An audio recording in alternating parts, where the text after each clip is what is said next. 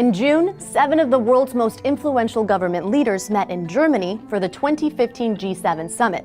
The group discussed major geopolitical issues, including terrorism and sanctions against Russia. So how powerful is the G7? First, its origins. The Group of Seven started out as the Group of Six back in 1975, but it's not considered a formal institution and has no formal charter.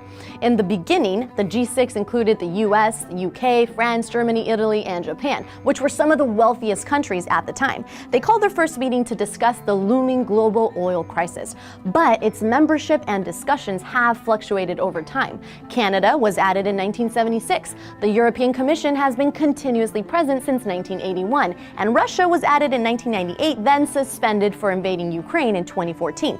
So membership can be lost or gained. Nothing guarantees it. What has remained consistent is the group's influence. G7 members collectively represent nearly half of the world's total GDP. This powerhouse meets for 2 days every year in a series of private meetings and public media briefings. Most recently, the G7 was criticized after its Think Ahead, Act Together 2015 summit for ending with mere commitments to progress rather than any tangible solutions. Although, to be fair, the G7 leaders are not required to make concrete plans. Still, they agreed to extend sanctions against Russia, phase out fossil fuels by the end of the century, and end extreme poverty and terrorism. However, critics note that the success of these commitments hinge on whether the G7 leaders can implement them on a global scale.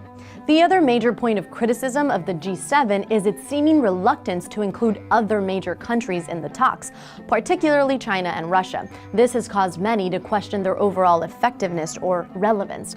Because member countries represent only 10.5% of the world's population, some view G7 politicians as an elite minority governing an underrepresented majority.